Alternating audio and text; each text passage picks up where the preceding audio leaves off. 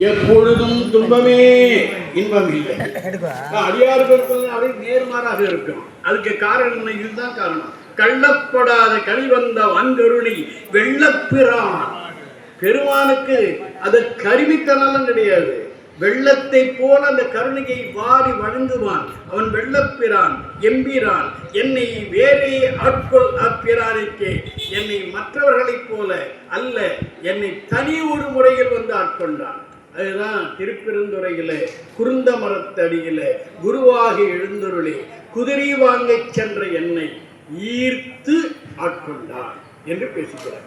அதைத்தான் இங்கு குறிப்பிடுகிறார்.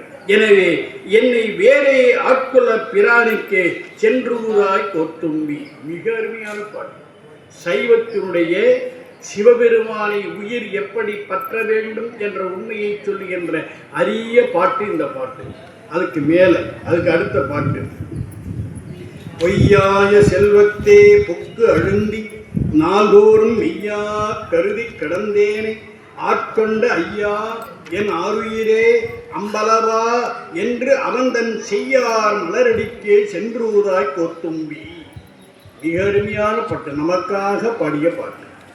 நாம் எப்படி இருக்கிறோம்? பொய்யாய செல்வமே அளவுக்கு அதிகமாக வேண்டும். கோடி கோடியா சம்பாதிக்கணும். எப்படி சம்பாதிக்கணும்? எப்படியாவது சம்பாதிக்கணும். இப்படி ஒரு கருத்து நாட்டில் இருக்குதா இல்லையா? யாரை யாரையெல்லாம் நம்ம பெரிய ஆட்கள் என்று கருதி கொண்டு இருக்கிறோமோ அவர்களெல்லாம் அதைத்தான் செய்கிறார். அதை பார்த்து பார்த்து தான் சாதாரண மக்களுக்கு என்ன கருத்து வருகிறது?